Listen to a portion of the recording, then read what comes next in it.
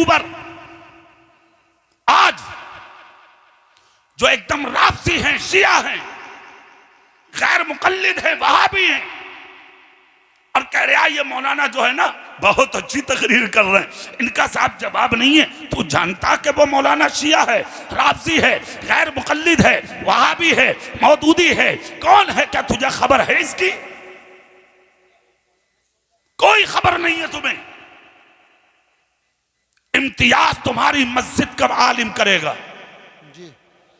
इम्तियाज तुम्हारा आलिम करेगा कि किसकी तकरीर सुनी जाएगी और किसकी तकरीर नहीं सुनी जाएगी।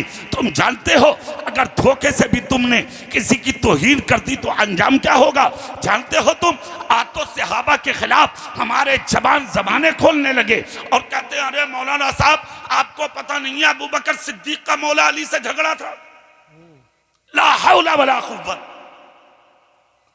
कौन सा दीन सीख के आया है भाई? किसने दीन सिखाया है भाई? शर्म नहीं आती? गैरत नहीं आती तुझे?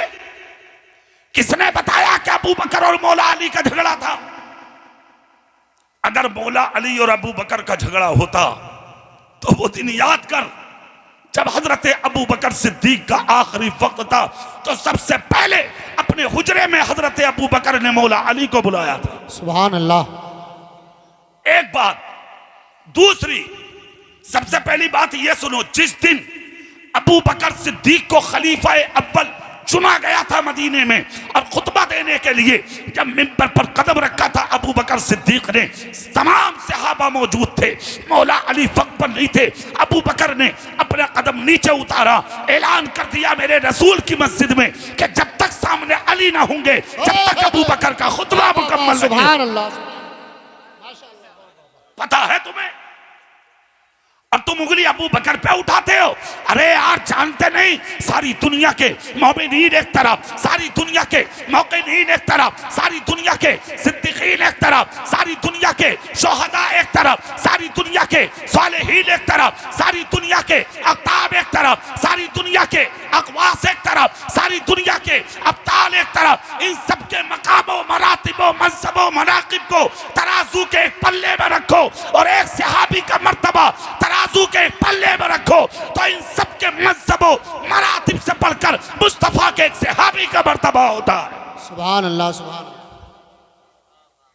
और मोहब्बत अबू बकर सिद्दीक ने जब इतना कहा तो सहाबा दौड़ पड़े मदीने में, मौला अली को लिया, सामने लाए।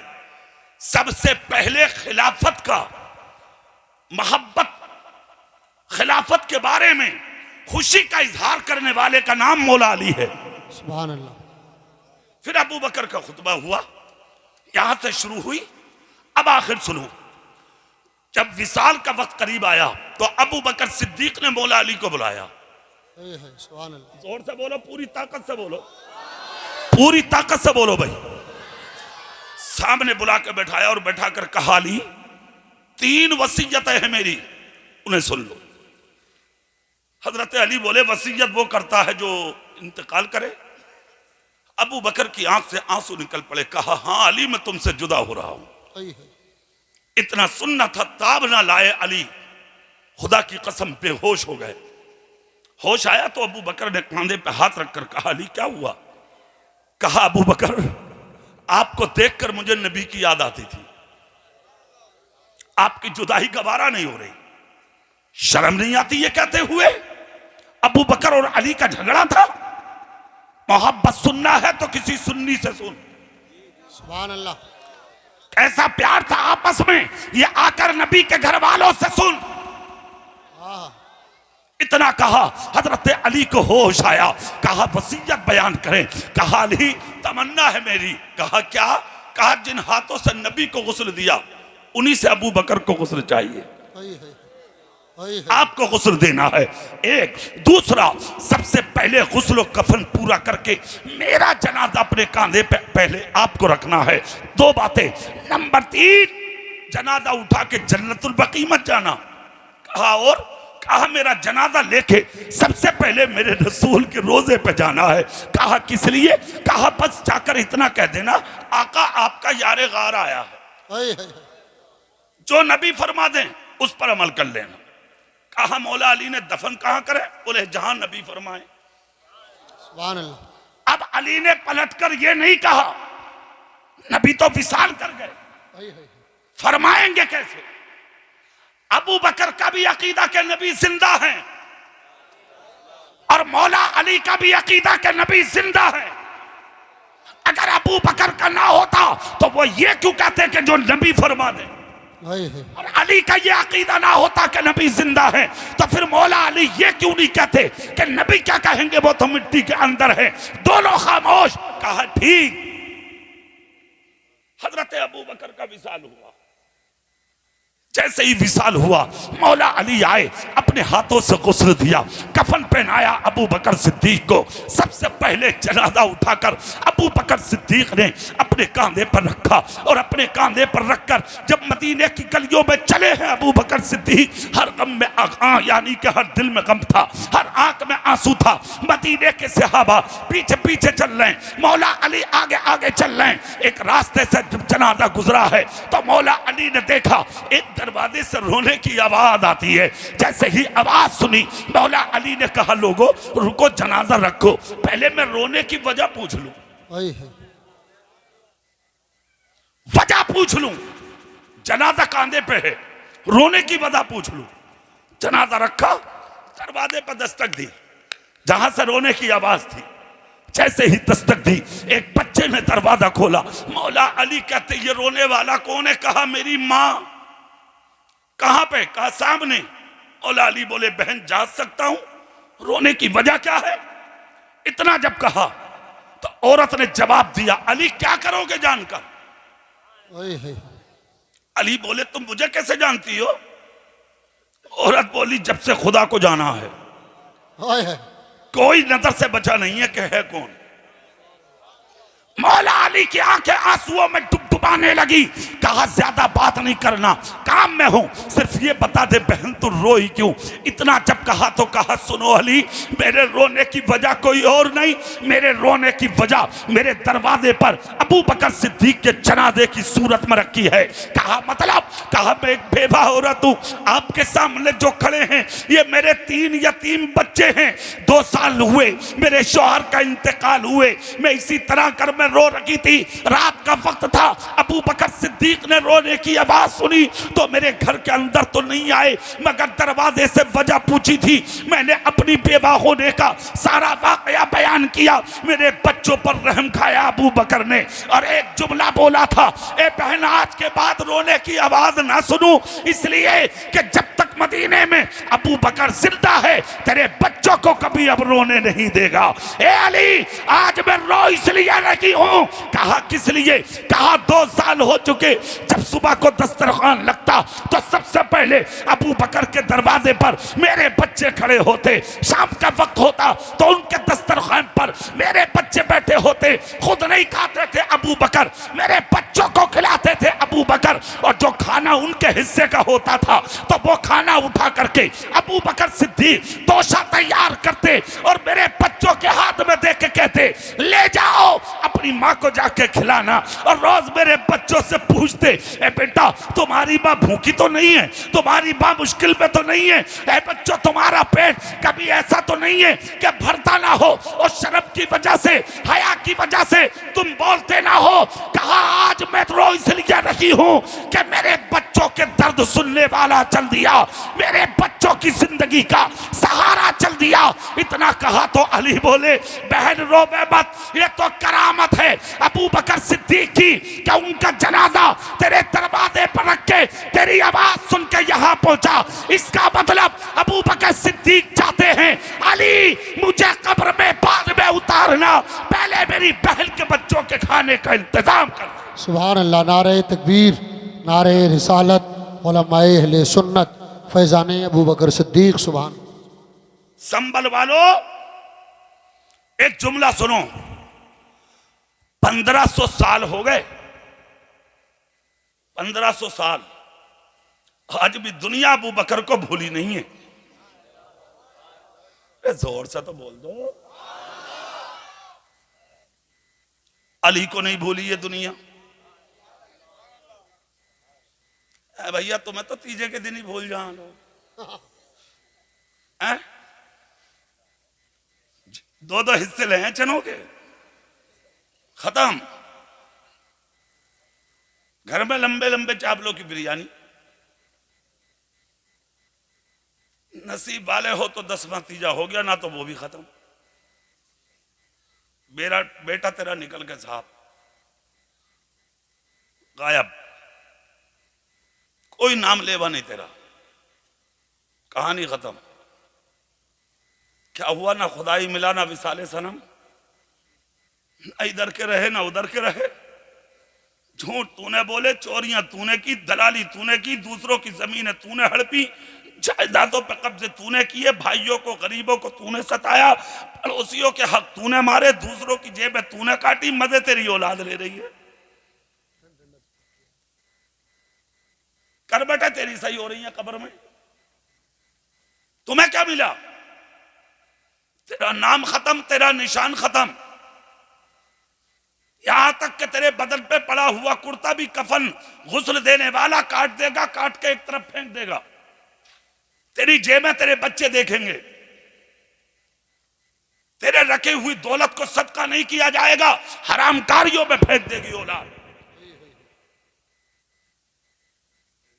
सुनो तकरीर का जुमला, 1500 साल हो गए, जहां जहां नबी का जिक्र होगा वहीं वहीं पर अबू बकर सिद्दीक का जिक्र होगा। जोर से उठाया जनाजा, चल दिए लेकर, और गए कहां? नबी के मजार पे। हुजरा-ए आयशा में दफन है मेरे आका। गुंबद नहीं बना था उस वक्त तक मेरे रसूल के मजार का। जनाजा रखा, लकड़ी का दरवाजा था, रख दिया दरवाजे पर, और मौला अली क्या कह रहे हैं मालूम है? आका आपका यारे गार आया है। जोर से बोलो भाई, संभल वालो। आका आपका यारे गार आया है, जानिसार आया, आपका अबू बकर आया, आका आपका दोस्त आया, यहां तक लाना हमारा काम, फैसला सुनाना आपका काम। सुभान अल्लाह। इसका मतलब सच कहा था बरेली के आला हजरत ने, तू जिंदा है वल्ला, तू जिंदा है वल्ला, मेरी चश्मे आलम से छुप जाने वाले। बस इतना कहकर रुके ही थे मौला अली, नबी के मजार से आवाज आती है, अदखिलुल हबीबा इलल हबीब। सुभान अल्लाह, सुभान जोर से गवाह है दुनिया, आज तक दुनिया जानती है इस चीज को, मेरे रसूल के मजार का दरवाजा खुल गया। अबू बकर सिद्दीक को मेरे आका ने अपनी आगोश में कबूल फरमाया। दादी तरफ कल भी लेटे थे अबू बकर, आज भी लेटे हैं अबू बकर। सुभान अल्लाह, सुभान। वजह क्या है? वजह सुन लो, जो जिससे मोहब्बत करेगा वो उसी के साथ उठेगा जी। जिंदगी नबी के साथ गुजारी थी अबू बकर ने, मक्के में भी साथ, मदीने में भी साथ, बदर में भी साथ, गारे सौर में भी साथ। कौन सी जगह है ऐसी जहां साथ ना थे? तभी तो नबी ने एक मर्तबा पूछा था, अबू बकर उदास क्यों रहते हो? तो मक्के के हरम में अबू बकर सिद्दीक ने मेरे रसूल का चेहरा देखकर कहा, आका उदासी की सिर्फ एक वजह है कि जब तक आपके साथ हूं तो दिल बहुत खुश है, जिस दिन आप साथ ना हुए तो मेरा क्या होगा? नबी फरमाते हैं, परेशान मत होना, जहां हम होंगे वही तुम होगे। सुभान अल्लाह, जोर से पता ये लगा, जो जिससे मोहब्बत करेगा वो उसी के साथ। चलिए ये एक जगह। अब दूसरी बात ये चल रही थी कि सहाबा और अहले बैत में मोहब्बत कितनी है। बेशक बेशक। हाँ, अगर मोहब्बत ना होती तो पहला खुतबा जिस दिन अबू बकर का हुआ अली को तलब ना करते। जी।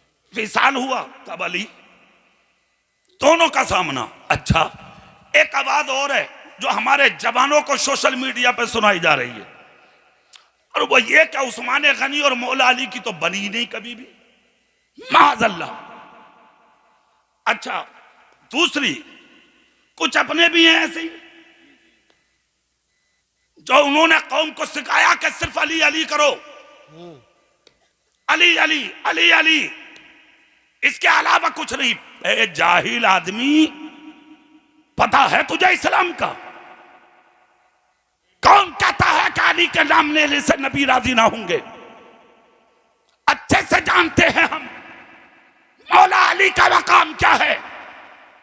याद रख, कयामत के दिन मेरे रसूल ने खुद फरमाया, लिवाउल हम्द मेरे हाथ में होगा, शफाअत का ताज मेरे सर पे होगा, हौसाकिये हौज़ कौसर मैं हूंगा, और मैदान महशर में प्यासों को आब कौसर मेरा अली पिलाता होगा।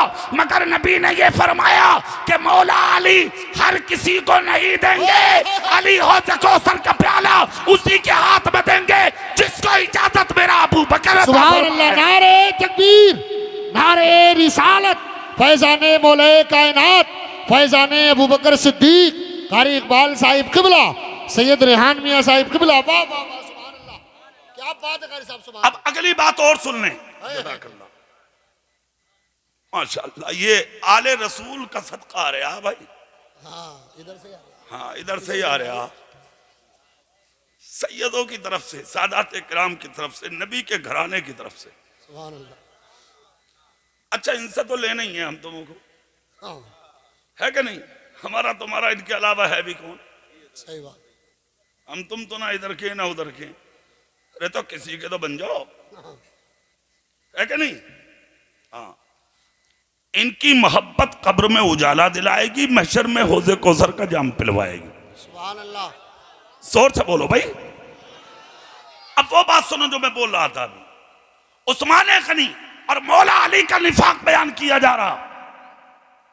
मैं कहता हूं मोबाइलों पर तकरीरें सुनो, खूब सुनो, खूब सुनो, जहां वक्त मिले वहां सुनो, मगर फैसला खुद मत करो। पहले तकरीर सुनने से अपनी मस्जिद के इमाम के पास मोबाइल लेके जाओ, हजरत हमें इन मौलाना की तकरीर पसंद आती है, आप इजाजत दें तो हम सुने, इजाजत ना दें तो फिर ना सुने, मौलाना साहब फैसला करेंगे।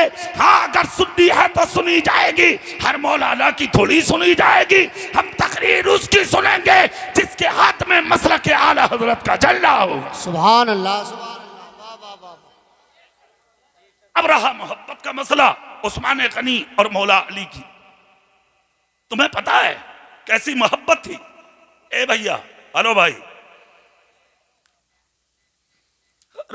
तुम मोबाइल में भरने के चक्कर में पड़े हो यार, दिल में भर लो। आज हो सके एक आध बात रुक जा, इसमें डिलीट भी हो जाओ, हो जाओ भैया।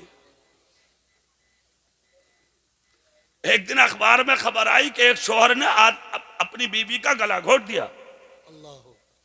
ऊपर टाइटल था अखबार में। अब नीचे जब वजह पड़ी गई उसकी, तो पता वजह क्या थी? खता यह थी औरत की कि आदमी सो गया, मोबाइल रात को बीवी चलाने लगी, जितनी मेमोरी में समानता सभी डिलीट कर दिया उसने। गुस्से में उठ के गला घोट दिया, मेमोरी साफ। उसने ये कहा कि तूने मेरी मेमोरी साफ कर दी, मैं करे देता हूं अब तुझे ही साफ। मामला खत्म हो जाता कभी कभी। अब तो हम और आप सामने बैठे हैं, मोहब्बत की बातें हो रही हैं, सुन लें कैसा प्यार था उस्मान गनी और अली में। सुभान अल्लाह बोलेंगे आप? हाथ उठा के बोल सकते हैं एक बार? अच्छा, मुझे तुमसे कुछ कहते हुए भी डर लग रहा है। एक तो हो बहुत, अगर दो चार उसमें से भी चले गए तो मेरा काम ठीक हो जाएगा, है कि नहीं? जना कैसे कैसे करके तो तुम्हें लपेट रहा हूं मैं। दिल लगा के या रसूल अल्लाह कह दो, या रसूल अल्लाह, है ना? चेहरा इनका देख लो, देखने के हैं। यही वो लोग हैं जिनके ताल्लुक से आला हजरत ने कहा था तेरी नस्ल पाक में है बच्चा बच्चा नूर का, तू है नूर, तेरा सब घराना नूर का। सुभान अल्लाह। अब मौला अली की बात सुन लो। हजरत मौला अली, अल्लाह अल्लाह कितना प्यार है दोनों में। अच्छा, प्यार क्यों ना हो, दोस्त तो थे ही, साड़ू भी तो थे।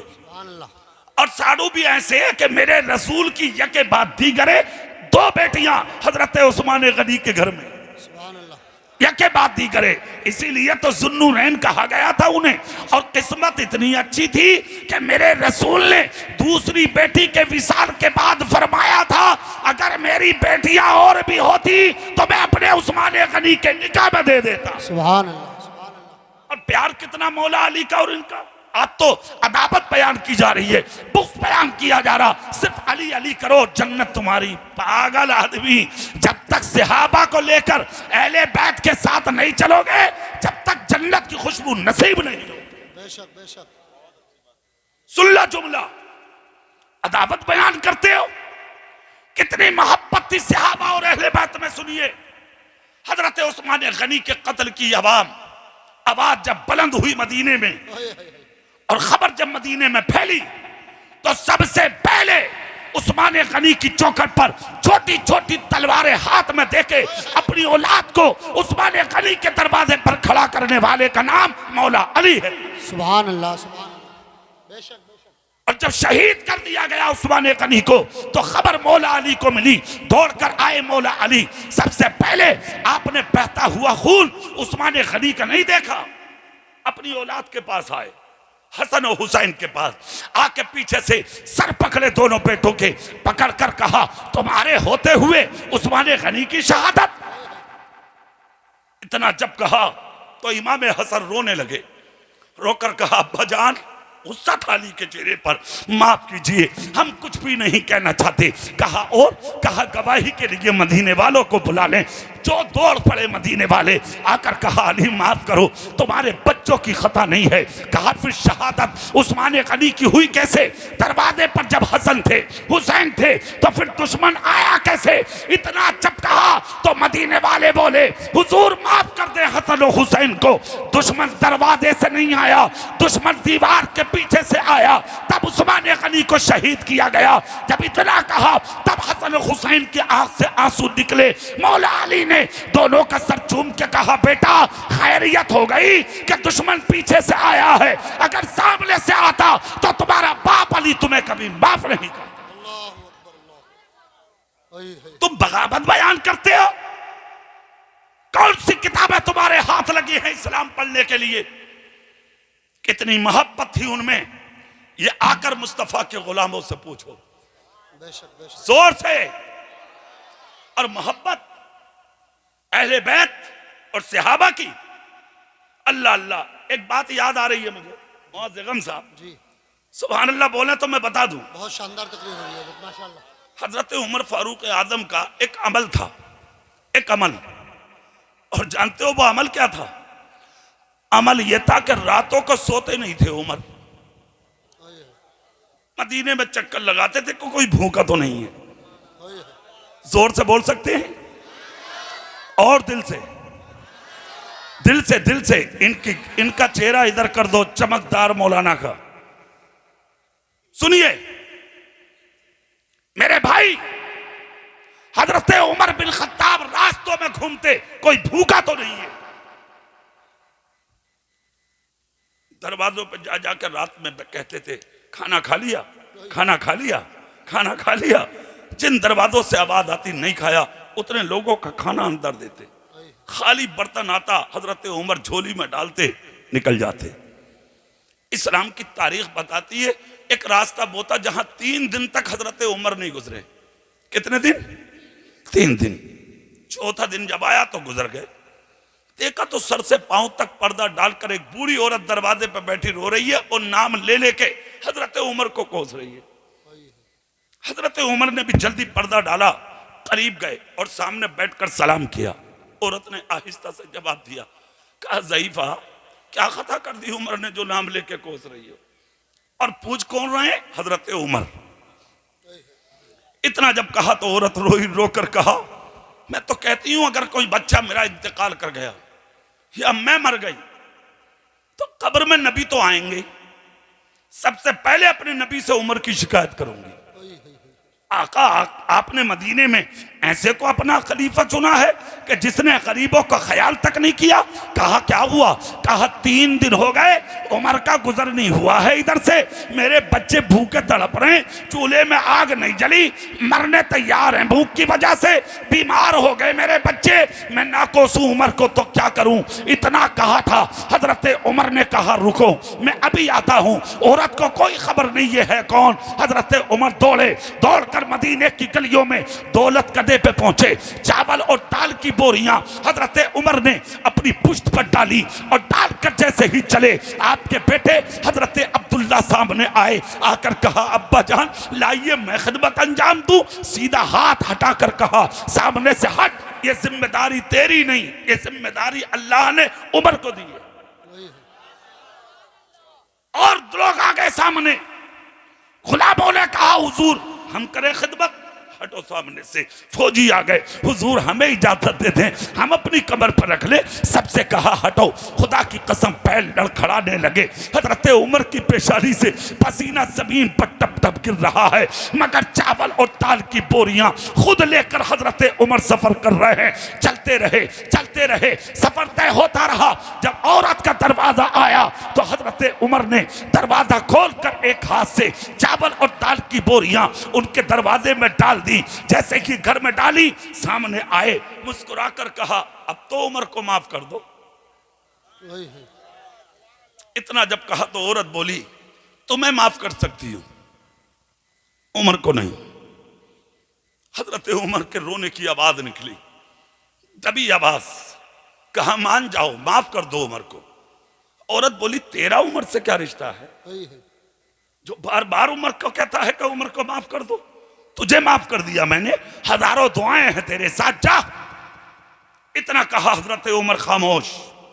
पीछे से देखा कि मौला अली आ रहे हैं, जोर से, दिल से, और इस अंदाज में कि एक हाथ में हसन का हाथ और दूसरे हाथ में हुसैन का हाथ। दौड़े चले आ रहे मौला अली।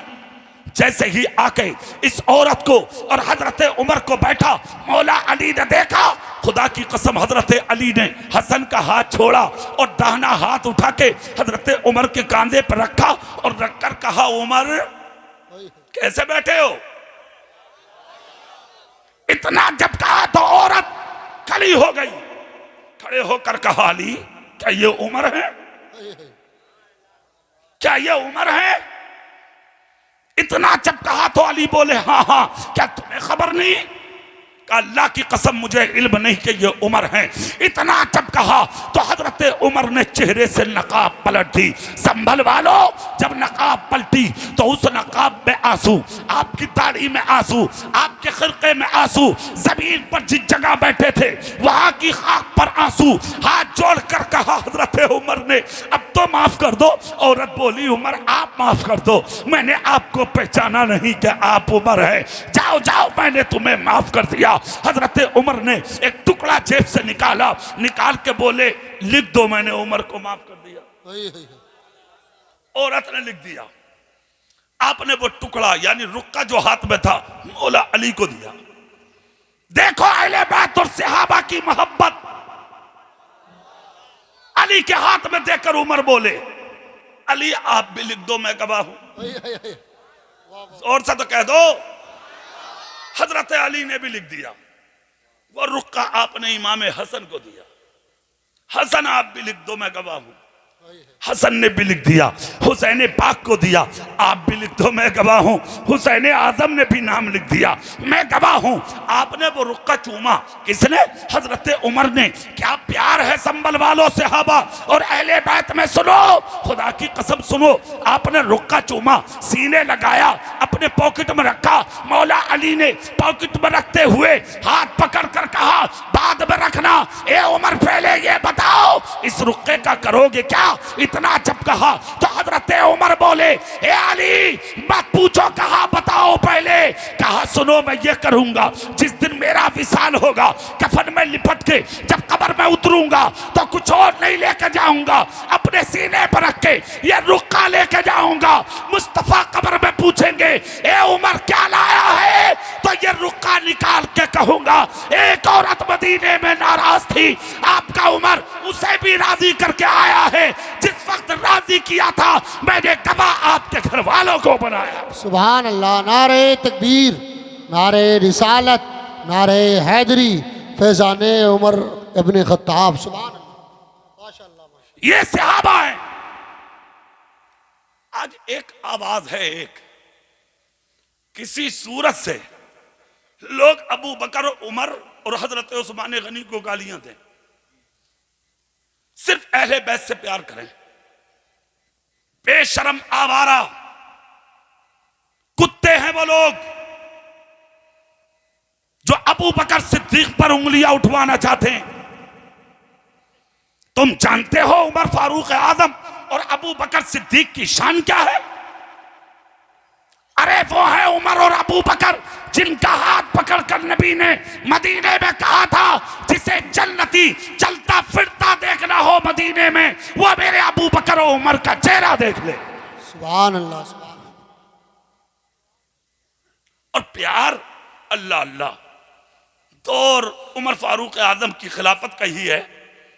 कुछ लोग आए हजरत उमर के पास, हजरत उमर से आकर कहा, हुजूर एक अर्ज थी, अगर कबूल कर ले। कहा बोलो। कहा सरकार, मस्जिद नबवी की तरफ जो रास्ता निकलता है, सामने जो एक मकान है, इस मकान का बनाला मस्जिद नबवी की तरफ है। कहा फिर? कहा बारिश होकर जब रुकती है तो इससे पानी देर तक टपकता है, नमाजियों के कपड़ों पर छींटे आती है। कहा फिर क्या करें? कहा हुजूर अगर इजाजत हो तो इस पनाले को उखड़वा दें, दिक्कत आती है चलने वालों। हजरत उमर बोले ठीक है, तहकीक करता हूं और मैं इसको देखता हूं, गौर कर लूं। अच्छा एक बात और भी है सुनने की, ये जो लोग थे बगैर सोचे समझे फैसले नहीं करते थे जी। पहले देख ले। आज तो फैसले भी मुंह देख के हो रहे हैं। सही बात है। हाँ, गरीब की कौन सुनने आ भैया? ना थाने में, ना कचहरियों में, ना चौकियों में, कहीं ना सुनी जा रही। अमीर थाने चौकी जाता ही नहीं, फोन पे ही सारे काम पूरे। गरीब उठ भी रहा, कुट भी रहा, जेल भी काट रहा, मुकदमा फिर भी उसी के नाम। और जब नंबर फैसले का आया तो नेताजी, एमएलए साहब, चेयरमैन साहब, मंत्री साहब सरहाने बैठ के घूर रहे गरीब को, निकाल रहे हैं आंखें, और फैसले ऐसे ऐसे करने आ रहे हैं। आजकल चोर, डकैत, गुंडे, लुच्चे, जो सबसे बड़ा दल्ला होगा वही सरहाने बैठकर फैसला करता होगा। कभी देखा किसी आले रसूल को फैसला कराते हुए कि चलो भाई दो भाइयों में झगड़ा है, फैसला कराने नबी की औलाद को लेके आते हैं, मस्जिद के किसी नमाजी को लाते, किसी दाढ़े वाले को लाते, या किसी आलिम दीन को नहीं। फैसले गुंडे करेंगे, लुच्चे करेंगे, बदमाश करेंगे, चोर करेंगे। और वो फैसले कैसे हो रहे हैं? आंखें निकाल के, गुंडागर्दी करके, गरीबों को सता के। फैसला करने वालों एक बात सुन लो, कान खोलकर। तुम्हारे नबी ने फरमाया, अगर तेरी आंख में ताकत, तेरी जबान में ताकत, तेरे बाजुओं में हिम्मत है, और ऐसी हिम्मत अल्लाह ने दी है कि तेरी बात से फैसला हो जाएगा, तो कभी किसी के दिल तोड़ने का फैसला मत कर देना। जो गरीब का दिल टूट जाए, अगर 1 करोड़ सजदे भी करके मर गया तो कयामत के दिन वो सजदा तुझे बचा नहीं सकेगा। मुस्तफा कहते हैं अगर फैसला करना ही है तो किसी का दिल मत तोड़, हो सके तो अपने फैसले से किसी गरीब का टूटा हुआ दिल जोड़ के मर जा। मुस्तफा कहते हैं कयामत के दिन दुनिया जन्नत तलाश करेगी और मेरी शफाअत गरीब का दिल जोड़ने वाले को तलाश करेगी। ये थे लोग। हजरत उमर से जब कहा तो उमर बोले ठीक है, मैं गौर कर लूं पहले। देखिए इत्तेफाक, 8-10 दिन गुजरे थे कि फिर बारिश हुई।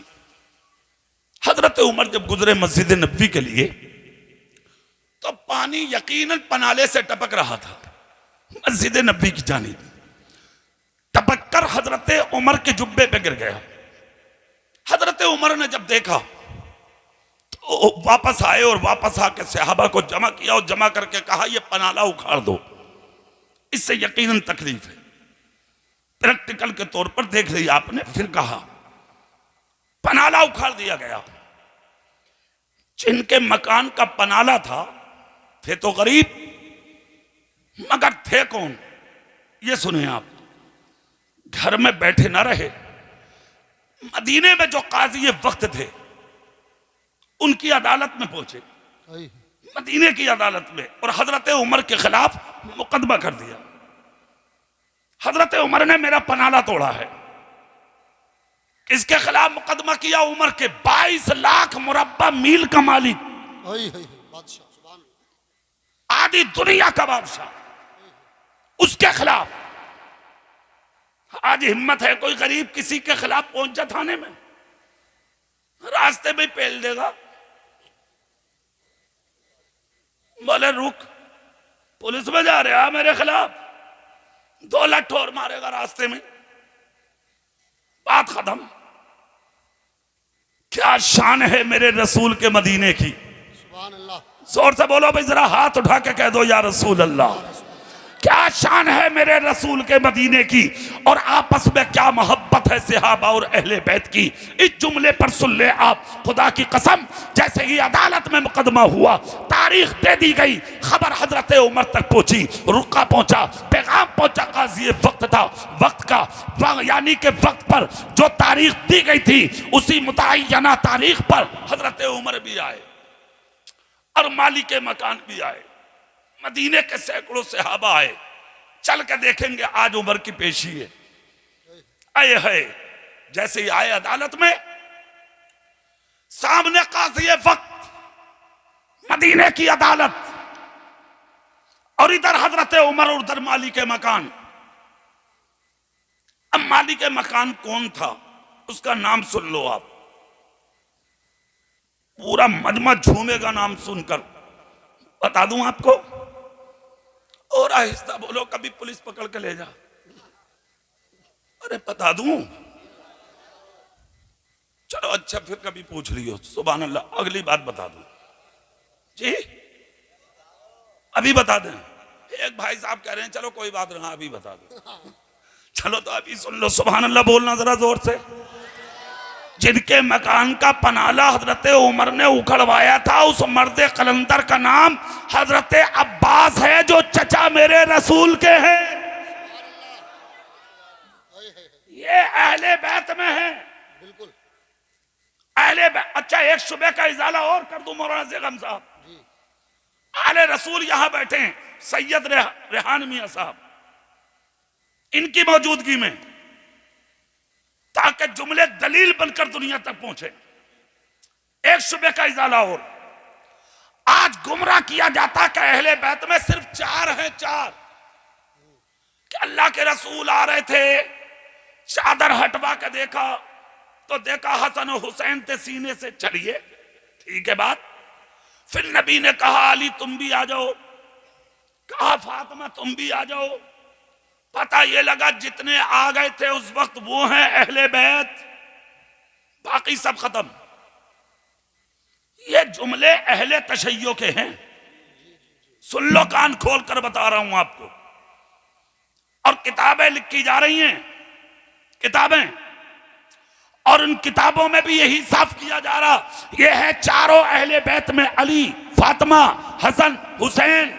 अब मुझे ये बता मेरे रसूल की बीवियां कहां जाएंगी, मेरे रसूल की बेटियां कहां जाएंगी? गुमराह किया जा रहा है मेरे रसूल की सीधी सादी उम्मत को।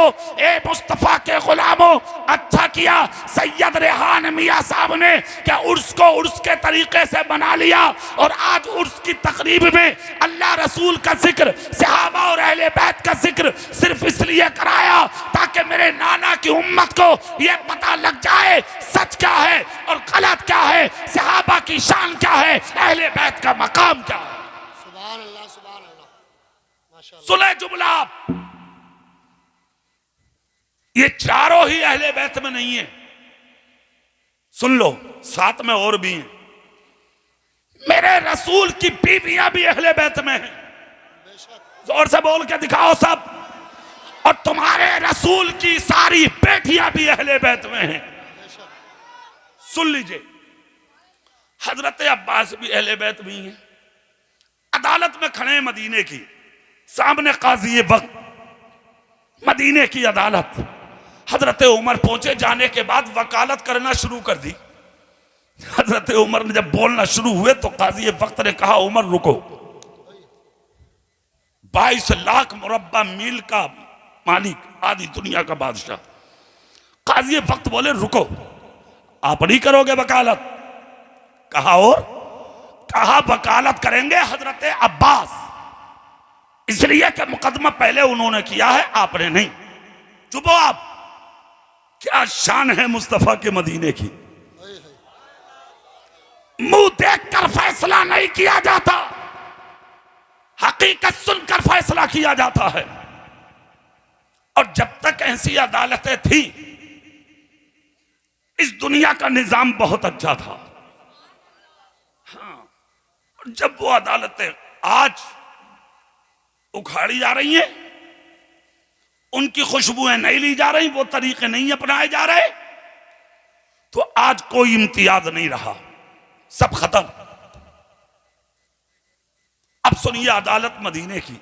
हजरत उमर खामोश हो गए, गर्दन झुकाई खड़े हो गए। कहा, वो तशरीफ लाए जिन्होंने मुकदमा किया था, नाम है हजरत अब्बास। अदालत में लोगों को हटाते हजरत अब्बास जब सामने आए, हजरत उमर ने देखा, अरे ये तो मेरे रसूल के चचा हैं।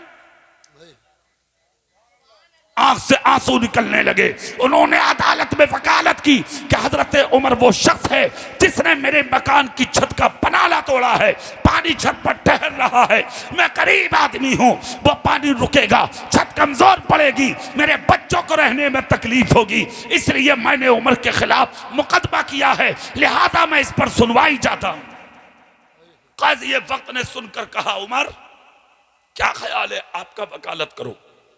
हजरत उमर बोले, इन्होंने जो कहा वो दुरुस्त है, मगर जो मैं कह रहा हूं वो सुना जाए।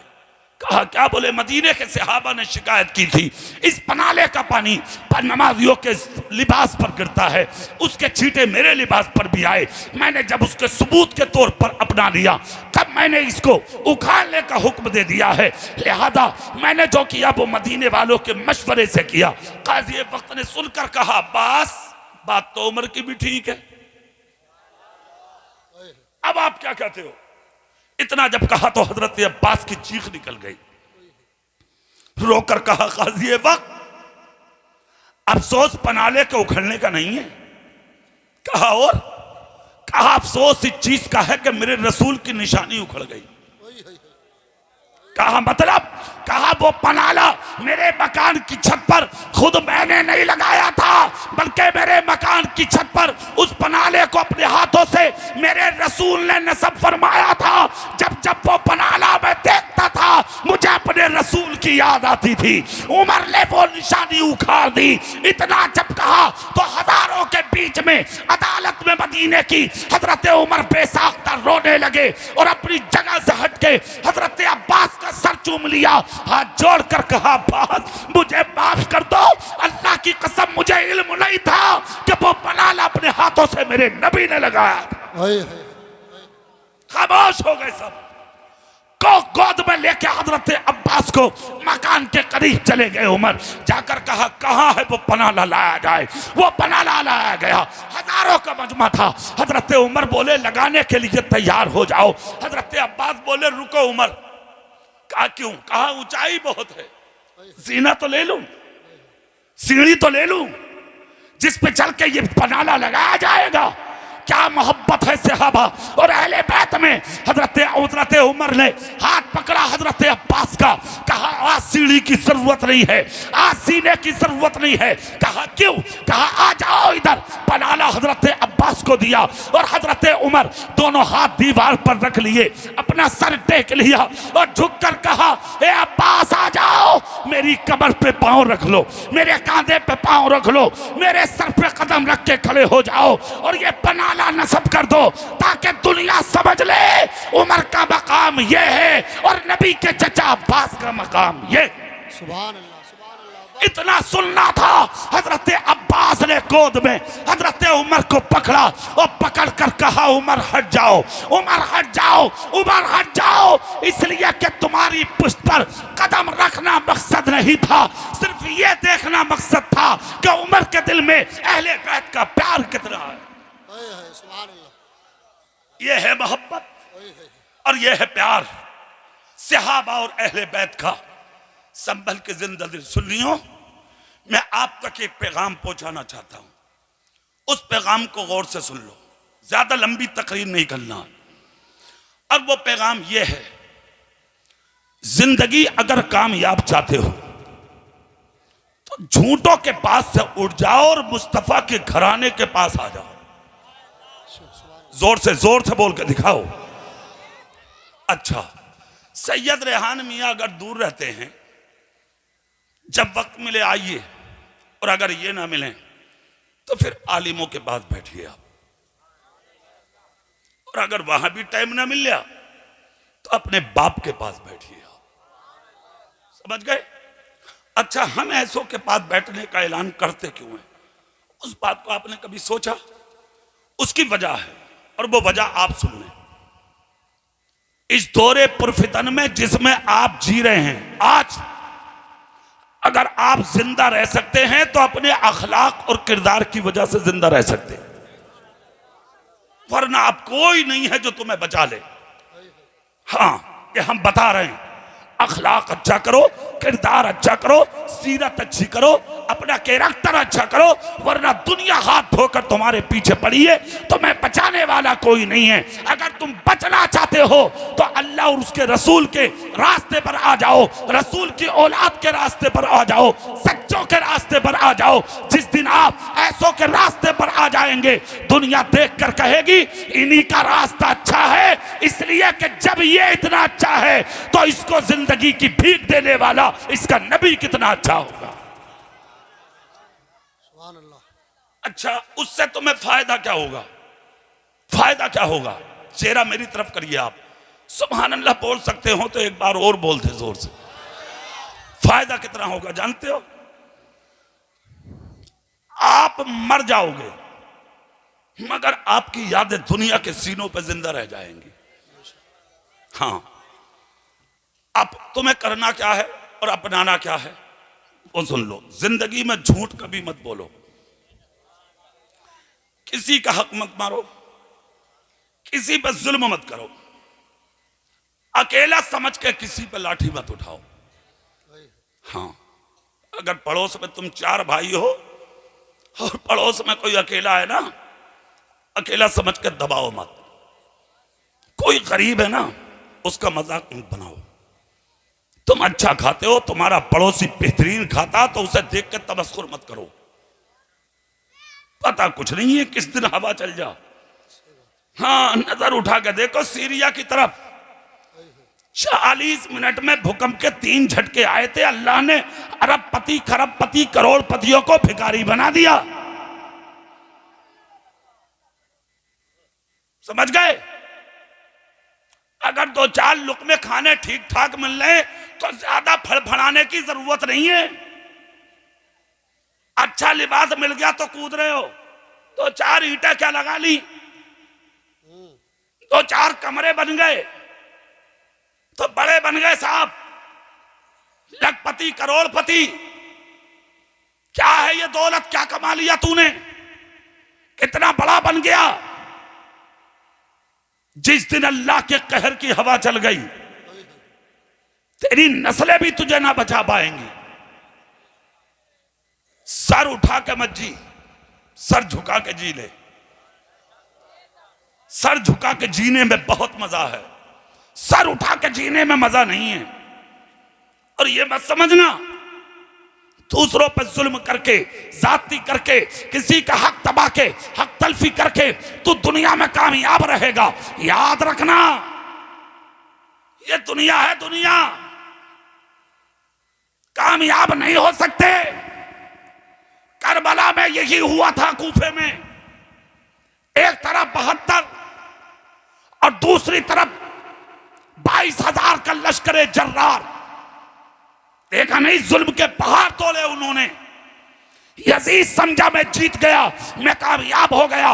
इब्ने ज़ियाद ने समझा मैं कामयाब हो गया। मगर सुनो, 1500 साल हो गए, नजर उठा के पूरे संभल में देख लो, यजीद का नाम नहीं मिलेगा। मेरे हुसैन का नाम आज हर घर में लिया जा रहा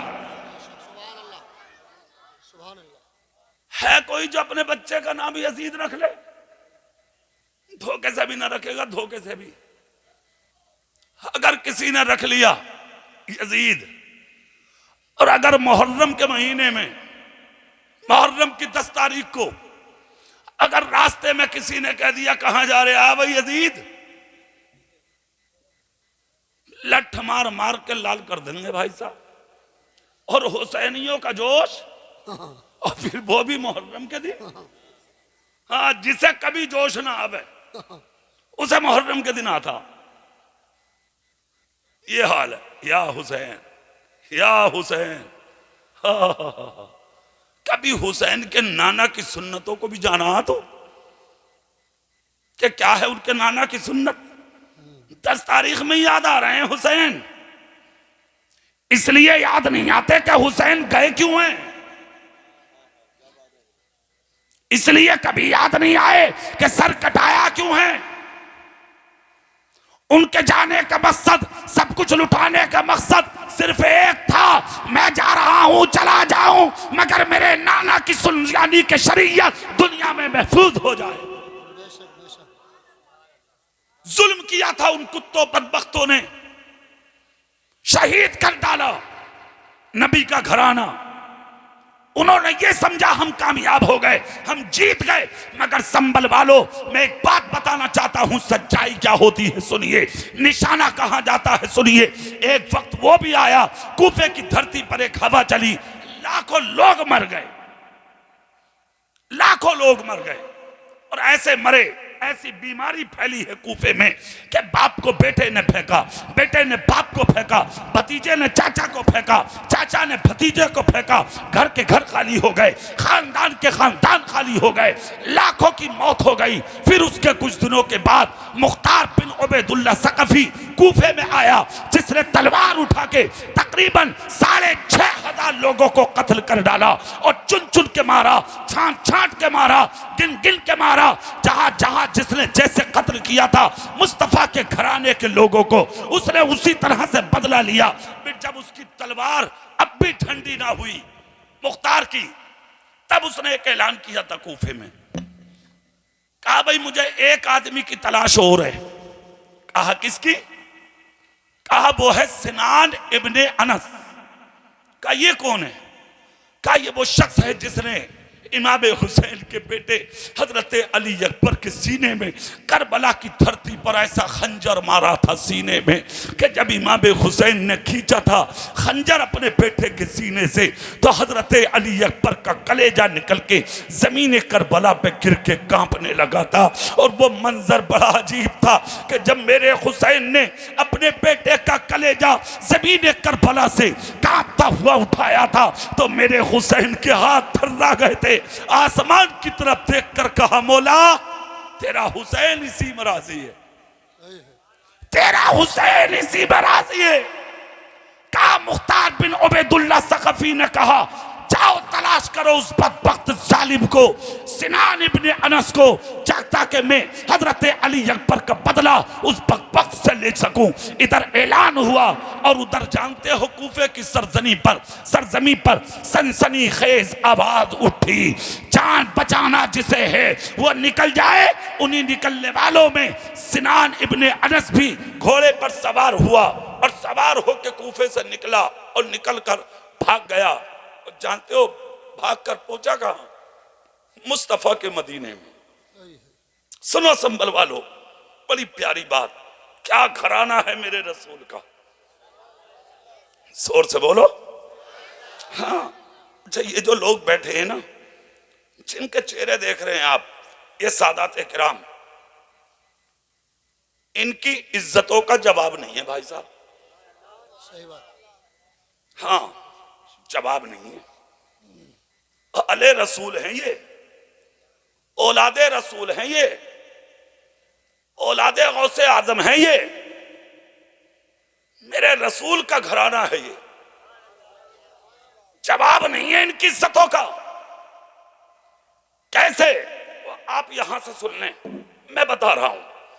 भाग कर पहुंचा कहां? जोर से बोल के दिखाओ, कहां पहुंचा? मदीने में। जैसे ही मदीने में पहुंचा तो इसने एक दरवाजा देखा जहां लोग आ रहे हैं जा रहे हैं, सैकड़ों लोग हैं, भीड़ है लगी हुई। इसने कहा भाई ये क्या है? लोग बोले भाई ये लंगर खाना। कहा कैसा? यहाँ भूखों को खाना मिलता, प्यासों को पानी। जोर से बोलो। भूखे को क्या चाहिए और प्यासे को और अंधे को? जोर से बोलो। मैंने एक मर्तबा एक जलसे में कह दिया, मैंने कहा भाई अंधे को क्या चाहिए, तो एक बोला पानी। ले जल्दी में कह दे लोग। तो ये भी भूखा था, कूफे से आया था भागकर।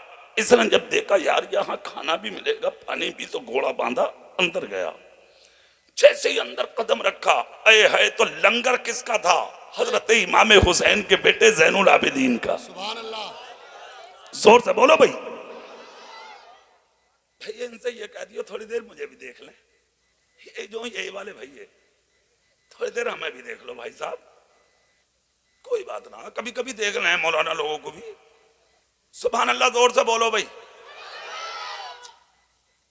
दीवाने की नजरों को जहां देख रहा है, दीवाना खुदा जाने कहां देख रहा है। दीवाने को बेसोचे तुम दीवाना मत कहना, दीवाना बहुत सोच के दीवाना बना है। ये तो जिंदगी के इत्तेफाक हैं बाबू, कि कभी रन में तो कभी बन में। हम वो भी हैं जो 20 लाख के मजमे में बरेली में भी बोलते हैं आला हजरत के स्टेज पे। सुभान अल्लाह। बेशक बेशक बेशक। और आज हम यहां बोल रहे हैं, मगर मेरी नजर में मजमा कम नहीं है। तुम भी ना होते, खाली रेहान मियां होते तो नबी के बेटे के सामने पूरी तकरीर करके जाता, इसलिए कि मुझे किसी और की गवाही की जरूरत नहीं, मुस्तफा के बेटों की गवाही की जरूरत है। सुभान अल्लाह सुभान अल्लाह, माशाअल्लाह माशाअल्लाह। अब सुभान अल्लाह जोर से बोल दो तुम। क्या घराना है मेरे रसूल का। सुनो, घोड़ा बांधा अंदर गया। जैसे ही अंदर कदम रखा तो हजरत जैनुल आबिदीन की नजर पड़ गई इस पर। अये हाय, माफ करने। देखा, अरे मेरे भाई का कातिल आ गया, अली अकबर का कातिल। खुदा की कसम, चेहरा देखते ही आंख से खून उतर आया। मेरे भाई का कातिल, किसका ज़मीर बर्दाश्त करेगा भाई के कातिल का चेहरा देखना। पास कुछ हो ना हो, करीब हो, फिर भी ठोकर से मांगने की कोशिश करेगा कि मैं ठोकर से मार दूं, अपनी नजर के कहर से मार दूं। मगर क्या शान है मुस्तफा के घराने की। ज़ैनुल आबिदीन ने देखा, अरे ये तो सिनान इब्ने अनस, मेरे भाई का कातिल, जिसने मेरे भाई अली अकबर को शहीद किया था, और वो आ गया। गुस्सा आया ही था कि गुंबदे खजरा की जाली से हवा का झोंका आया। सीरते मुस्तफा की हवा का झोंका जब आंखों के पलकों पर लगा तो आंखों के पलक नीचे आए, दोबारा खुले तो चेहरे पे मुस्कुराहट थी। और वो इसलिए कि झोंका नहीं था, गुंबदे खजरा से मेरे रसूल की रहमत भरी आवाज थी, बेटे ये दर मेरा है, ये घर तेरा है। जब ये आ ही गया तो भूखा होगा, हमारी चौखट पर किसी भूखे को भगाया नहीं जाता। भाई का कातिल भी होता है तो बिस्तर पे बैठा के उसे खिलाया जाता।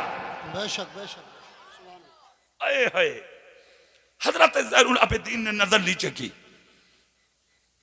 दुश्मन ने देखा खानों से खुशबुएं निकल रही हैं, दस्तरखान पर बैठ गया। जैसे ही बैठा तो खाना उतारने के लिए कोई और नहीं, हजरत ज़ैनुल आबिदीन आए। जोर से दिल से बोल के दिखाओ।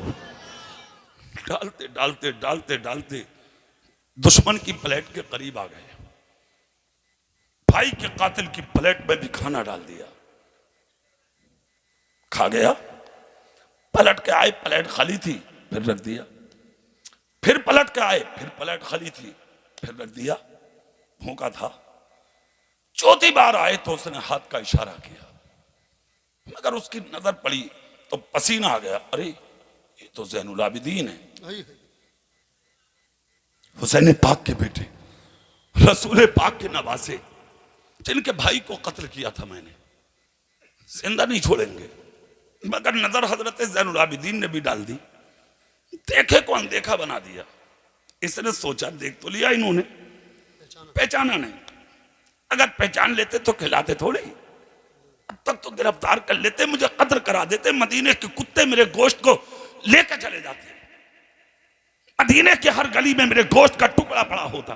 पहचाना ही नहीं। एक दिन रुक गया, फिर रात आ गई, खाया, दूसरा दिन आया, फिर खाया, फिर रात को खाया। खाते खाते मदीने में ज़ैनुल आबिदीन के लंगर पर इसे 3 दिन हो गए। कितने दिन? जैसे ही 3 दिन मुकम्मल हुए तो इसके दिमाग में कीड़ा चला, यार ऐसा ना हो कोई मुखबिर आके खबर दे दे कि ये आपके भाई का कातिल है, जिंदा नहीं छोड़ेंगे, लाओ चला जाता हूं, भाग जाता हूं। जानते हो क्या हुआ? इसने भागने का इरादा किया तो जो पहले से मुकीम थे वो लोग बोले क्यों परेशान हो? कहा जाना चाहता हूं। कहा खबरदार, ये लंगर खाना ज़ैनुल आबिदीन का। बोले फिर? बोले बगैर इजाजत के नहीं जा सकते, इजाजत लो चले जाओ। इसने कहा ये मामला बहुत सख्त है, आज तक जैसे हुआ बच गए, अब जब करीब जाऊंगा तो ये मुझे देखेंगे, मैं इन्हें देखूंगा, नजर से नजर मिलेगी, यकीनन पहचान लेंगे।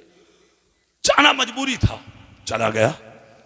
जैसे ही गया, क्या चलो जो होगा देखा जाएगा, जाके सलाम किया। हजरत ज़ैनुल आबिदीन ने देखे को अनदेखा बनाया, मुस्कुरा के बोले बोलिए। कहा हुजूर 3 दिन से आपके यहां था, इजाजत चाहता हूं कि चला जाऊं। क्या घराना है मेरे रसूल का। मुस्कुरा के फरमाया 3 दिन तक अपनी मर्जी से थे, आज का दिन हमारी मर्जी से रुक जाओ, रुक जाओ, आज और रुको। अच्छा, इसने सोचा इन्होंने मुझे पहचाना नहीं, फिर रुक गया 3 दिन पूरे। चौथा दिन भी रुका, जैसे ही रुका चौथा दिन काम बन गया। 4 दिन रुक के फिर आया, आकर कहा हुजूर इजाजत। हजरत ज़ैनुल आबिदीन बोले ठीक है चले जाओ, इजाजत है। मुस्कुरा कर भेज दिया। इसने जल्दी घोड़ा खोला, कजाबे डाले, सामान भरा, बैठा, घोड़े की नकेल लगाई, नकेल लगा के झटका मार नहीं चाहता था। हजरत ज़ैनुल आबिदीन ने अपना फौजी भेजा और कहा कि जा इसके घोड़े की नकेल पकड़ ले, और नकेल पकड़ के कह दे कि जाएगा नहीं, रुक जा, हमारे इमाम ज़ैनुल आबिदीन तुझसे आखिरी मुलाकात करना चाहते हैं। इसने कहा हट सामने से। कहा क्यों?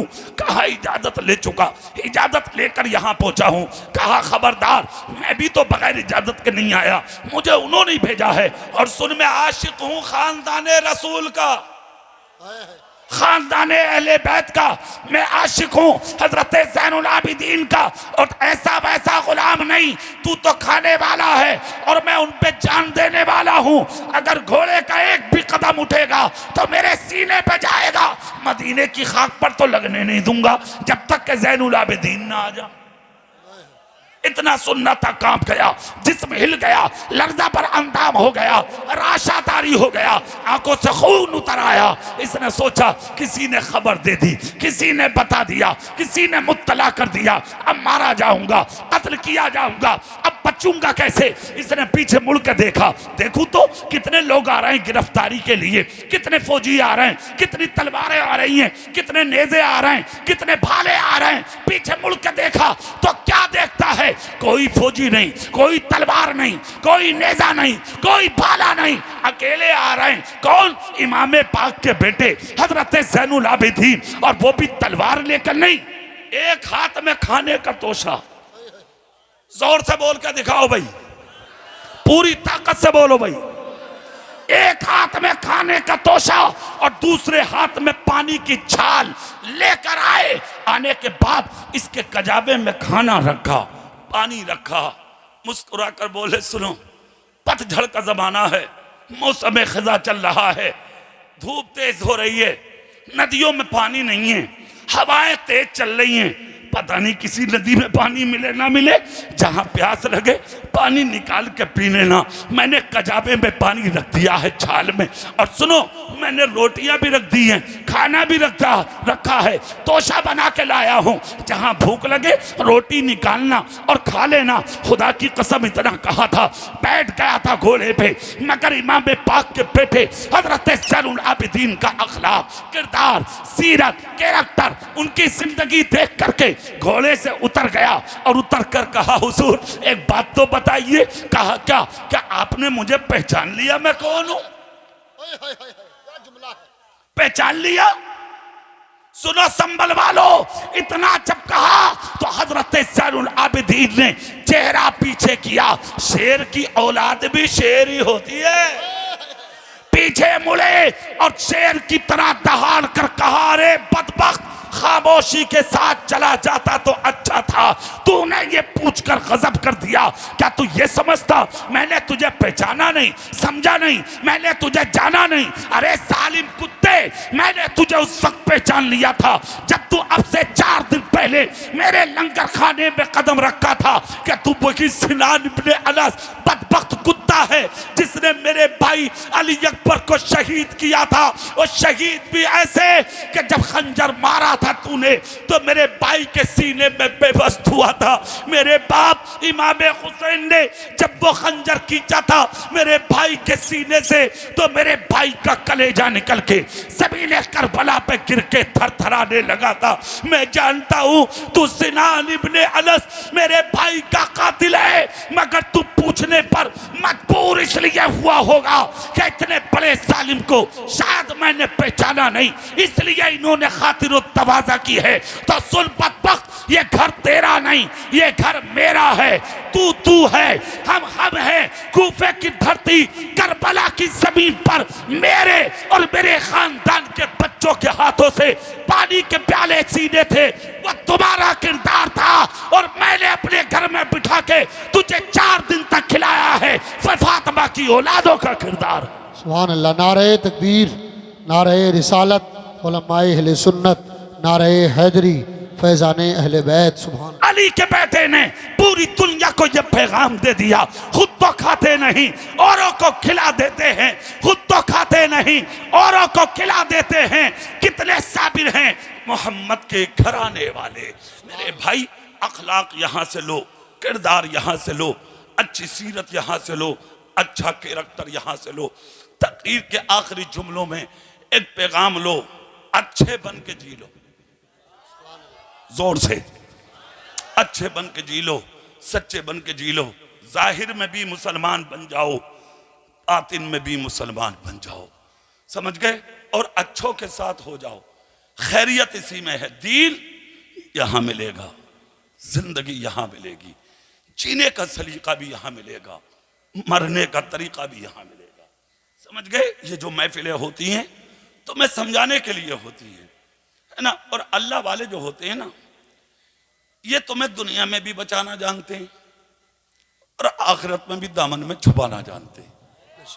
हाँ, मैंने जो कुरान की आयत पढ़ी थी ना, जालिमों के पास से उठ जाओ, सच्चों के पास आ जाओ, है ना। तो जालिमों के पास बैठने का नुकसान भी बता दिया मैंने, ठीक। अच्छों के पास बैठने का फायदा और सुन लो 1 मिनट में। सुभान अल्लाह बोलो और तकरीर खत्म। हाथ उठाओ, हाथ उठा के बोलो भाई। हसन बसरी का नाम सुना होगा आपने, जबरदस्त वली भी हैं और जबरदस्त आलिम भी हैं। एक शख्स आपके पास आया, आकर कहा, हुजूर अपना मुरीद फरमा लें। मियां भी ऐसे वैसे थोड़ी थे आप, हाँ, जबरदस्त वली थे भाई साहब। नजर डाली, 1 मिनट में पूरा फोटो खींच लिया, एक्सरे कर लिया, हाँ, पूरा अल्ट्रासाउंड करके बोले थोड़े दिन चोरी और कर ले। कांप गया, कांप के बोला, हुजूर आदमी बहुत बैठे हैं, हल्के हल्के बात कर लो। आपको किसने बता दिया कि मैं चोर हूं? हसन बसरी बोले, ये भी बता दूं कहां कहां की थी तूने? तो कान में बोला, हुजूर बात यहीं खत्म कर लो, दबा दो, जो हुआ हो गया, आज से कुछ नहीं। बोले ठीक है। हजरत बोले क्या करना? बोले बस मुरीद फरमा लें। हाथ पे हाथ रखा, मुरीद कर लिया। कहा चोरी नहीं करेगा। कान में बोला हुजूर इससे ही चल जाए अपना काम, बस इसकी इजाजत दे दो, कुछ हो ना हो। समझ गए आप? अच्छा, इसी तरह का एक वाकया गौसे आदम का भी है जी। हाँ, एक शख्स आपके पास भी आया, गौसे पाक के आकर बोला हुजूर मुरीद फरमा ले। मुरीद फरमाने लगे। मुरीद करते करते कहा झूठ नहीं बोलोगे, शराब नहीं पियोगे, जिना नहीं करोगे, नमाज नहीं छोड़ोगे, सब काम तो सुनता रहा। बोला हुजूर दो काम है, बस उन्हें सुन लो आप। क्या? बोले एक तो चोरी करना नहीं छोड़ूंगा, और दूसरा नमाज पढ़ना बहुत कर रहा काम है हुजूर, इसकी छोड़ दे दें आप। गौसे पाक बोले सुन, ठीक है चल, वो बाद में देख लूंगा। एक काम कर, नमाज नहीं पढ़ना ना, वो बाद में देखेंगे। चोरी? बोले हुजूर इसकी भी छूट दे दें। गौसे पाक बोले ठीक है कर लिए, मगर एक शर्त है मेरी। बोले क्या? बोले जहां अजान का वक्त होगा वहां अजान पढ़नी है तुझे, चोरी कर लिए जा। क्या नजर है गौसे आजम की? इसने कहा सोचा, बोले 2 मिनट का काम है अजान पढ़ना, तो ये तो भागता भागता भी पढ़ दूंगा। बोला ठीक है हुजूर ये काम पक्का, अजान पढ़ दूंगा। बोले ठीक है। बोले टाइम पे पढ़िए। बोले टाइम पे होगी। ठीक है साहब। घर चला गया। 1 दिन हुआ, 2 दिन। घर जैसे ही पहुंचा, जोहर के अजान का टाइम था, पढ़ दी। थोड़ी लेट ही था, फिर असर का टाइम, फिर पढ़ दी। टांगे सीधी करी थी कि फिर मगरिब का टाइम, फिर पढ़ दी। थोड़ी देर बाद बैठा, फिर ईशा का टाइम, फिर पढ़ दी। फिर सोचा यार फजर भी पढ़नी है। नींद नहीं आई, बैठा रहा बिस्तर पे। फजर भी पढ़ दी। 1 दिन हुआ, 2 दिन हुआ, 3 4 दिन जब गुजर गए, 8 दिन ले गया जी। एक दिन बीबी बोली आधान ही पढ़ते रहोगे या कुछ लाओगे भी बच्चों के लिए? बोला यार क्या करूं, जिम्मेदारी ऐसी दे दी पीर साहब ने। वो बोली बात तो ठीक है, मगर घर में रहा ना कुछ भी, जो था खत्म हो गया सब, देख लो कुछ हो तो जुगाड़ पानी। इस तरह का ठीक है, ला फिर जाऊंगा आज। बीवी का मामला है सब। अच्छा एक जुमला और बोल दूं मैं। सैयद रेहान मियां बैठे, हुज्जतुल इस्लाम इमाम गजाली फरमाते हैं कि आदमी के वली होने में बड़ा किरदार होता है उसकी बीवी का। हुज्जतुल इस्लाम इमाम गजाली का कौल है ये। हाँ, अगर औरत चाहे तो अपने मर्द को वली बना सकती है वो औरत। हाँ, बड़ा किरदार होता है औरत का। बोली वो देख लो अगर हो जाए तो कुछ मामला, या अजान ही पढ़ते रहोगे। इस तरह का बात तो सही है भाई। 8 दिन हो गए, घर में कुछ ना रहा, चला गया हिम्मत बांध के, ईशा पढ़ के निकल गया। ढूंढता रहा। एक शहर आया, कस्बा आया। उस शहर का, कस्बे का जो सबसे बड़ा अमीर था, उसके घर में दाखिल हो गया। घर का इधर से ढूंढा, उधर से ढूंढा। अब ये टाइम थोड़ी देख रहा था कि टाइम क्या हो गया, ये तो लपेट रहा था। बुलंदा मजबूत हो जा। जैसे ही गठरी बनी, सर पर रखने वाला था कि अजान हो गई फजर की। जैसे ही अजान हुई, फौरन याद आया। बोले अरे यार पीर साहब ने कहा था जहां अजान का टाइम हो जाए वहीं पढ़नी है। इसने गठरी रखी, वही अजान पढ़ दी फजर की। जैसे ही फजर की अजान पड़ी, घर वाले बोले अल्लाह तेरा शुक्र है, आज तक वली ना देखा था, आज मिल गया देखने। घर में अल्लाह वाला आ गया, पूरा घर उठ गया। घर की औरतें, बच्चे, आदमी जैसे ही अजान पढ़ के निपटा, हाथ चूमना शुरू।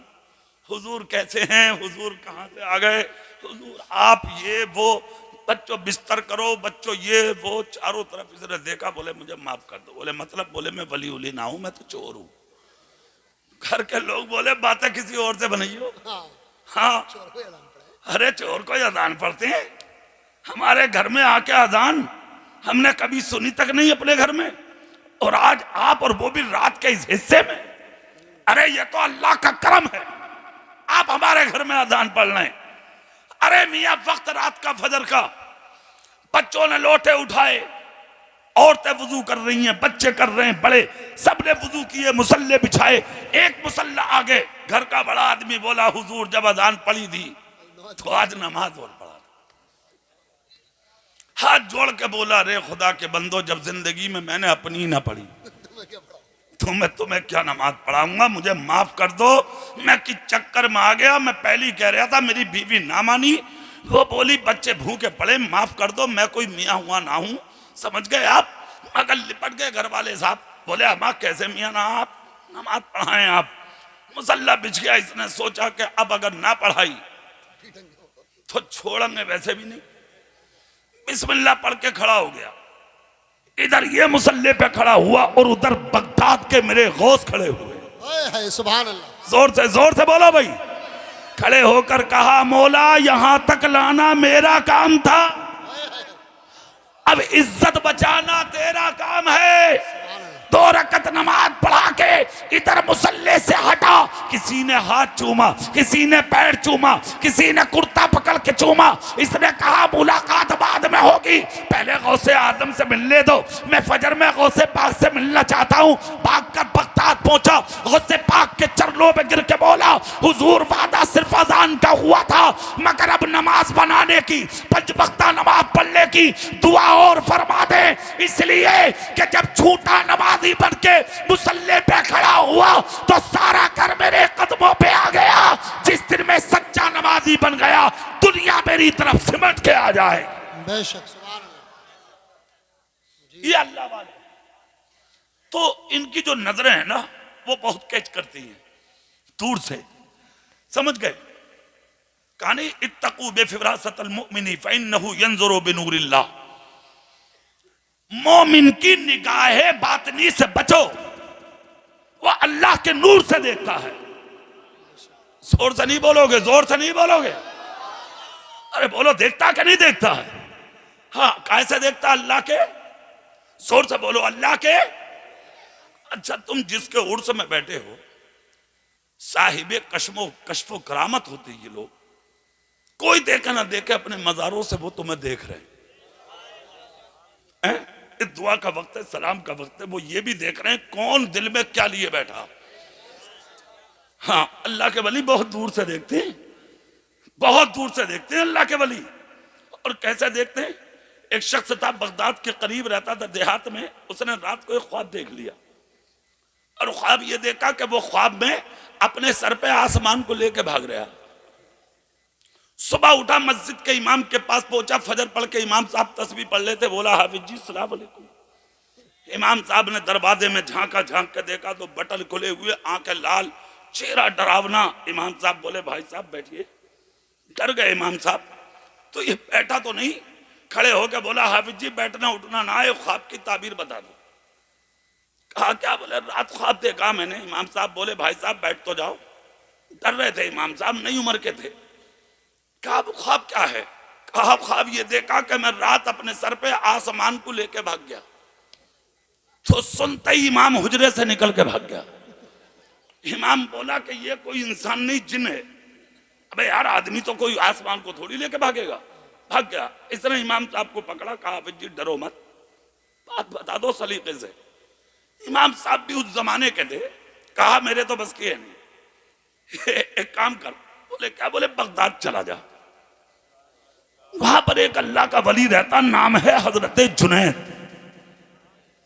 तो और तक जुनैद बगदादी का, गौसे पाक से 400 साल पहले के। सुभान अल्लाह बोल सकते हैं? इसने कहा बिल्कुल। भाग गया, चलता रहा, चलता रहा, चलता रहा। सफर करता करता बगदाद पहुंचा। बगदाद का सदर गेट जब मिल गया इसे, सदर गेट में आराम के लिए रुका। देखा तो तकरीबन 1 लाख का मजमा कांधे पे जनाजा रख के आ रहा। जनाजा करीब आया, ऐलान सर ने ऐलान किया, अदब से चलो, जनाजा किसी आम का नहीं, अल्लाह के वली का है। इसने सोचा यार इतनी भीड़, जनाजा है किसका? कोई बगदाद का बादशाह चला गया। जनाजा करीब आया तो इसने पूछा कौन है? तो एक शख्स बोला जुनैद बगदादी का जनाजा। सोचा अरे गजब हुआ, इन्हीं से तो ख्वाब की ताबीर पूछना थी, वही चले गए। मगर इसने क्या किया, धीरे से गया, जनाजे में कांधा लगा दिया। ऐलान सर ने ऐलान किया, तब से चलो कब्रिस्तान करीब है।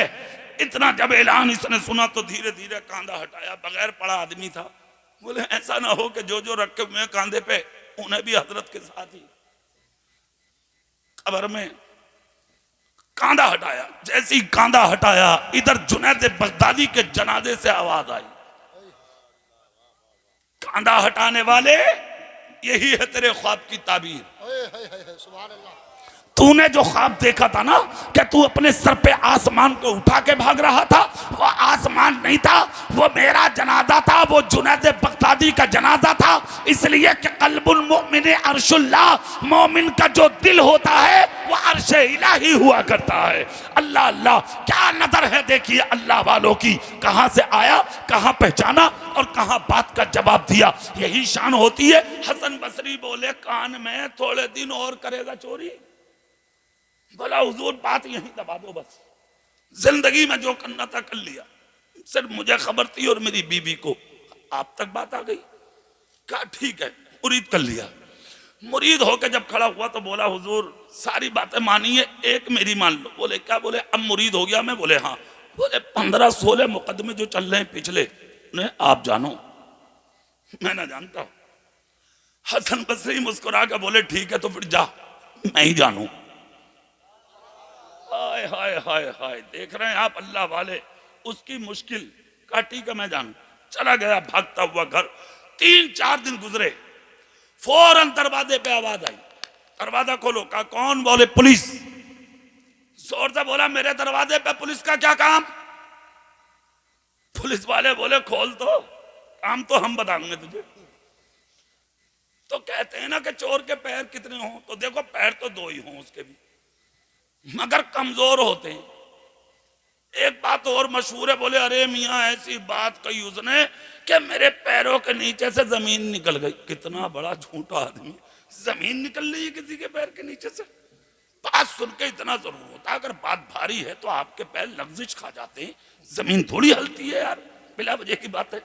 तो वो चोर था, पैर कमजोर थे, निकल के भाग पड़ा। भागा, दीवार कूदता कूदता भागता हुआ दीवारें, कहां पहुंचा? किसी और के दरवाजे पे नहीं, जुनैद बगदादी हजरत हसन बसरी के दरवाजे पर। जोर से बोलो भाई, जरा जोर से। और सच्चों के पास और इनके पास आले रसूल के घरों में और इनकी बारगाहों में आने का फायदा सुन लो। हसन बसरी के पास गया, सलाम किया। हसन बसरी बोले कैसा है? कहा हुजूर जैसा भी हूं ठीक हूं, जल्दी छुपाइए मुझे। बोले क्यों? बोले पुलिस आ रही है पीछे, आपने वादा किया था कि मैं जानू। हसन बसरी बोले ठीक है तो फिर जा, अरे हुजरे में जाके खड़ा हो जा। हुजरे में भाग के गया, खड़ा हो गया, पीछे से पुलिस आ गई साहब। पुलिस ने भी आके सलाम किया, हुजूर कैसे? बोले अल्लाह का शुक्र है। कहा सरकार एक काम था। बोले क्या? बोले एक मुजरिम आया था हमारा। हाँ, हसन बसरी बोले हाँ आया तो था, हाँ आया तो था। कहा हुजूर है कहाँ? बोले मेरे हुजरे में है। अब ये जो अंदर खड़ा था दिल ही दिल में बोला अरे मेरे पीर बड़ा सियासती निकला, कितने सुकून से पकड़ पाया है मुझे, इसका मतलब किसी से मिला हुआ निकला पीर। अगर क्या शान होती है अल्लाह वालों की। पुलिस अंदर गई, हुजरे में कदम रखा, कहीं अमामा है, कहीं जुब्बा है, कहीं कुरान है, कहीं हदीस है, कहीं लोटा है, कहीं मुसल्ला है, कहीं तस्बीह है, कहीं कुछ है, कहीं कुछ है। हुजरे की सारी चीजें नजर आ रही हैं, मगर हसन बसरी का मुरीद नजर नहीं आ रहा। सुभान अल्लाह। जब मुरीद नजर नहीं आया तो पुलिस निकल के बाहर आकर कहा हुजूर वो तो है ही नहीं। हसन बसरी बोले तो ठीक है जाइए, हम झूठ थोड़ी बोलते हैं। क्या बात है, जोर से बोलो। अच्छा ये सच्चों की बातें हैं। किसकी बातें? अगर होता झूठा पीर, हाँ पीर झूठे भी है, हाँ कई कई रंग के घूम रहे हैं, कई कई रंग के भाई साहब। एक जगह तो झपट्टे शाह मिले हमें, झपट्टे शाह उर्सी था। मैं तकरीर करने बैठा तो मैंने पूछा जिनका उर्स है उनका नाम क्या है, तो एक आदमी कान में बोला हजरत ये हैं झपट्टे शाह। हाँ तो ऐसे ऐसे भी हैं, नए से नए पीर निकल के आ रहे हैं, नए से नए। समझ गए आप? ये आपकी नजर है, आपको देखना है हमें किसके हाथों में अपना हाथ देना है। समझ गए? हाथ देख लो, किसी गद्दार का तो नहीं है। हाथ अगर देना ही है तो गद्दार के हाथ में नहीं, मुस्तफा के वफादार के हाथ में देना। सुभान अल्लाह। अगर झूठा होता तो खुद भी मरता और उसे भी मरवाता। हसन बसरी बोले हम झूठ थोड़ी बोलते। कहा हुजूर जब सच है तो फिर वो है कहां? तो घूर कर बोले हमारे हुजरे में है। पुलिस वाले बोले हुजूर फिर देख रहे हैं? बोले बिल्कुल। पुलिस फिर अंदर गई, ये चोर फिर सिमट गया। बोले दोबारा भेज दिया पीर ने, फिर खामोश। पुलिस ने चारों तरफ नजर मारी, फिर बाहर। हुजूर इजाजत दें, हमें नजर नहीं आता। कहा ये आपकी नजर का कसूर है, चाहिए। पुलिस निकल के साथ सच बोले, बचाने का अंदाज देखे। इधर पुलिस निकली और इधर हसन बसरी की जबान से जुमला निकला, अरे मेरे मुरीद अब तो निकल के आ जा। इतना जब कहा तो मुस्कुराता नहीं बल्कि गुस्से में पसीना साफ करता हुआ आया। हसन बसरी बोले क्या हाल है? लाल होकर बोला हाल जो है वो ठीक ही है, बस अल्लाह के करम नहीं बचा लिया, वरना आपने पकड़वाने में आज कोई कमी थोड़ी छोड़ी है।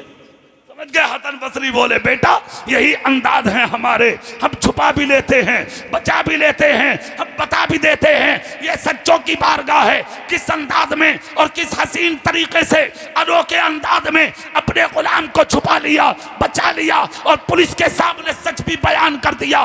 नक्शा आला हजरत के बड़े भाई ने कयामत का खींचा है, मगर एक शेर को जो उन्होंने बोला था मैं आज इसी मौका और इसी महल पे पढ़े देता हूं। क्या बोला था अल्लामा हसन रजा खां बरेलवी ने कि ढूंढा ही करें सदरे कयामत के सिपाही, ढूंढा ही करें सदरे कयामत के सिपाही, वो किसको मिले जो तेरे दामन में छुपा हो, सुभान किसको अल्लाह। मिले जो तेरे दामन में छुपा हो।